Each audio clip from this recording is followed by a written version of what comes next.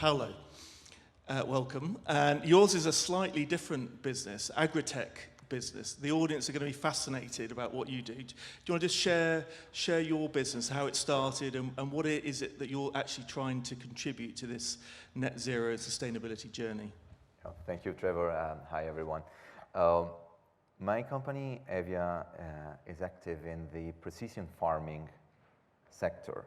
It means that we are guiding farmers in the optimization of irrigation, nutrition, and protection. How do we do it?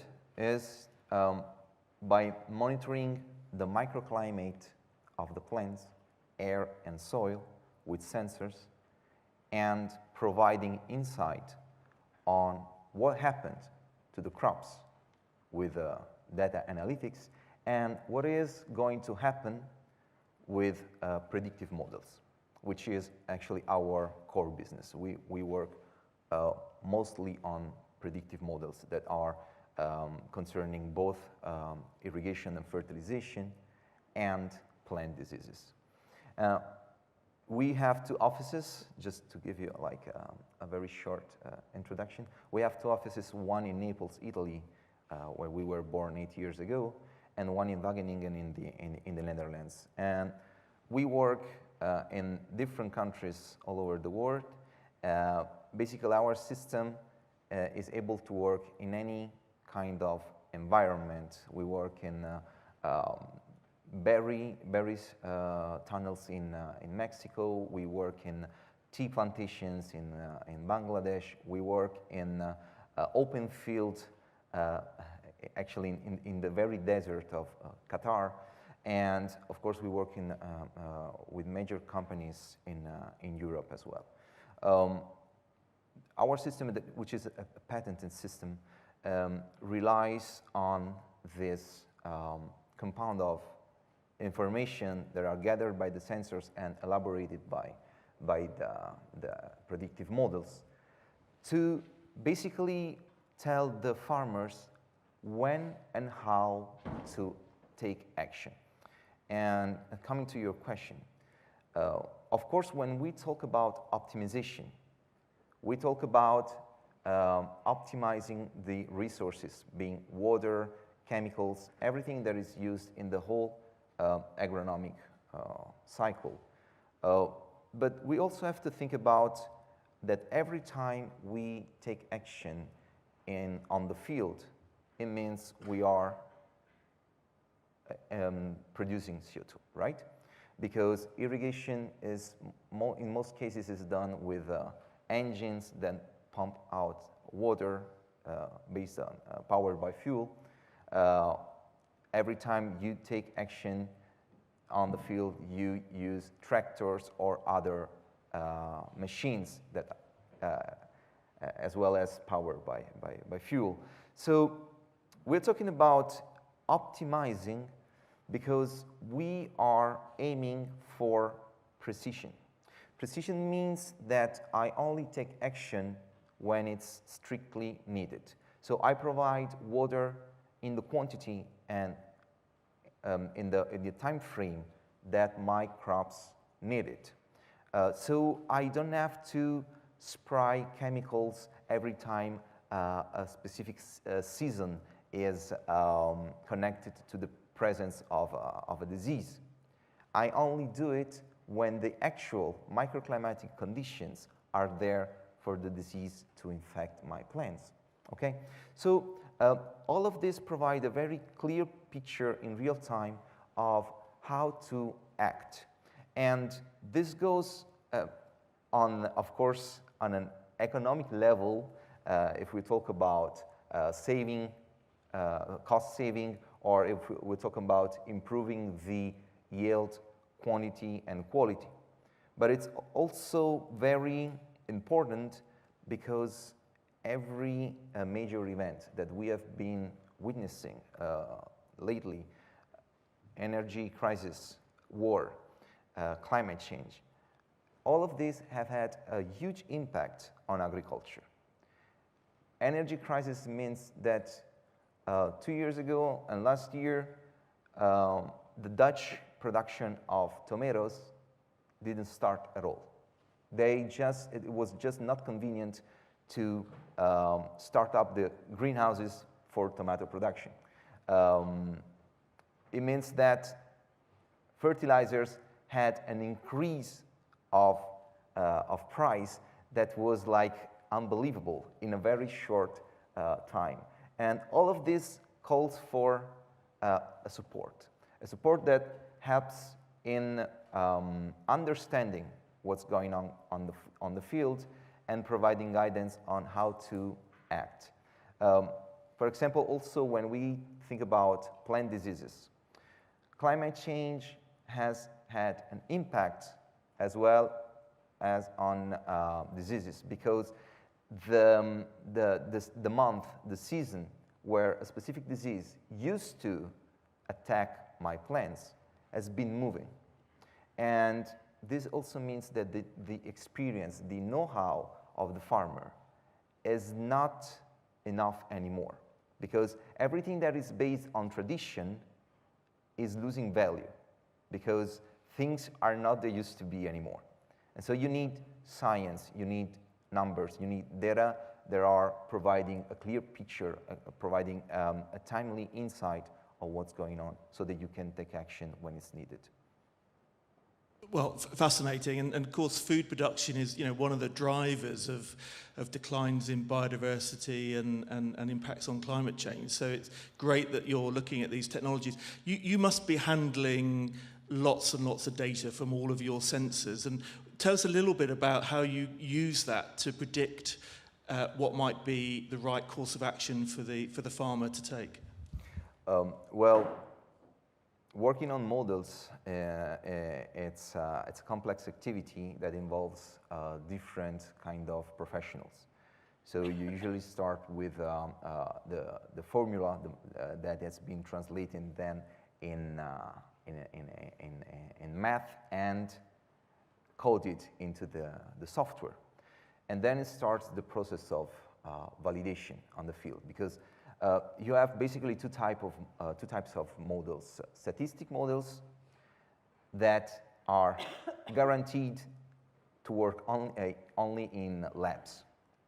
And then you have models that are based on on-field validations, and to this we also add a feedback system where the models can actually feed information that allows them to adapt to every microclimate condition they are working in.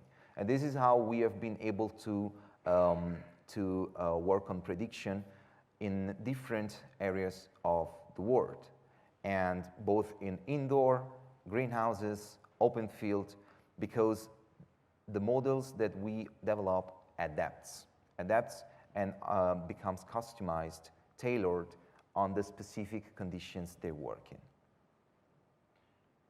And bringing it back to the sort of energy debate that we've been having, so is your technology helping with the production of biofuels, for example? Yes, this is something that we have been looking at recently, because we work on the process, right? Our technology is focusing on optimizing the whole process of farming. So either we work on tomatoes or we work on sunflowers. The goal is to optimize the production and to achieve higher quality product at the end of the cycle. And when it comes to biofeedstock, having, for example, plants that have a higher quantity of seeds, or having more production out of the same agriculture area.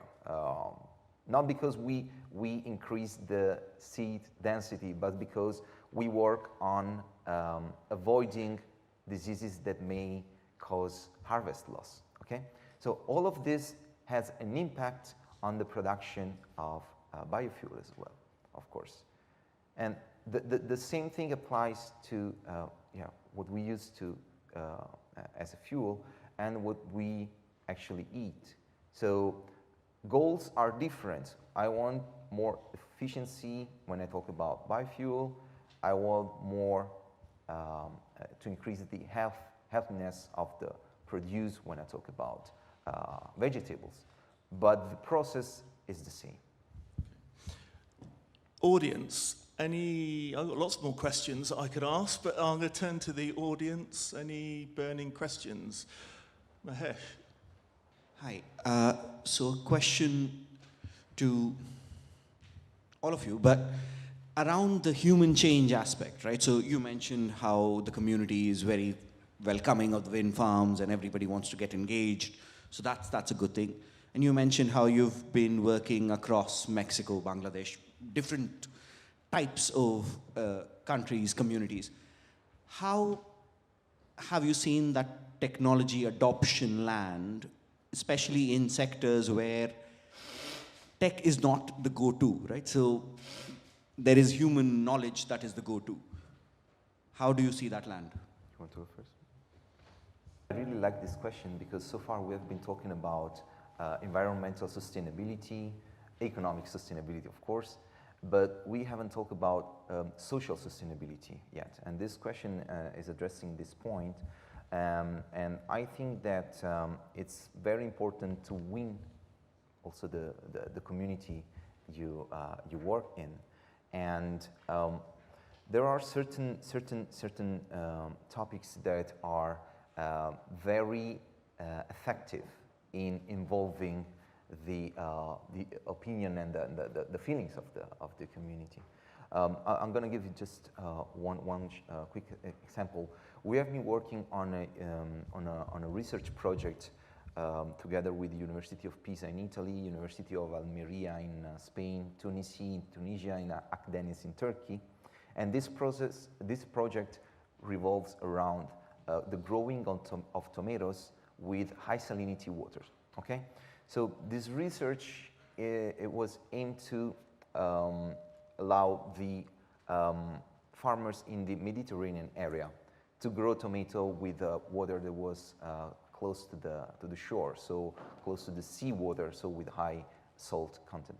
But what happens is that we have been witnessing, still due to climate change, droughts everywhere. Okay, in Italy we had a very bad season with droughts in a region. Then it was also flooded recently, unfortunately. So it means that growing food with high salinity means that you can also grow it in areas that are subject to droughts. So if we talk about researches and projects like this, people might not be that interested in this science stuff, right? But when they see the implication on topics and events that have a direct impact on their lives, they will get involved. And they will appreciate technology when they will see practical application of the technology. Okay. Any other questions? If not, oh yes, the lady over here. There we go. I'm a professor at Villanova University, that's right by Philadelphia, and I teach sustainability in my strategy class. And my students just worked on a case about how climate change is going to affect the Napa Valley. And I'm very intrigued with how to make consumers more aware, because the students in my class were not really aware of the implications that this is having on something like agriculture. And I also teach another case about water. And I don't think, in general, that how do we get the consumers more engaged with that? I don't think most of us even have a clue how much water we actually consume on a daily basis. Not just drinking water, not just water for my wash machine. And I don't know with your, like I'm thinking about your agri-tech business, are you going to bring the consumer with you so they actually know this product was developed with this type of technology for irrigation? Have you ever thought about that? Thank you for You're the question. welcome. Actually, the point here is that, to start with, water that is used for agriculture, it's 70% of the worldwide water that is used globally. So of all the water we consume every year, 70% is for irrigation. So it's a huge impact. If we can change just a little bit of this number, we will have a huge impact on the water consumption as a whole. Getting to your question, customers are easily involved when they have a symbol, when they have a brand, something that it's easy to understand. I will give you an example of what we are doing in Italy, for example. We have been going through the trend of organic food for a while. And now the marketing focus, because it starts with marketing. The marketing focus is moving to zero residue, which is a new brand that food companies are putting on their packages that certifies that food they are selling has zero chemical residue on it. So regardless of how many chemical products I've been using during the farming process, when I harvest the food, it has zero traces of chemicals in it.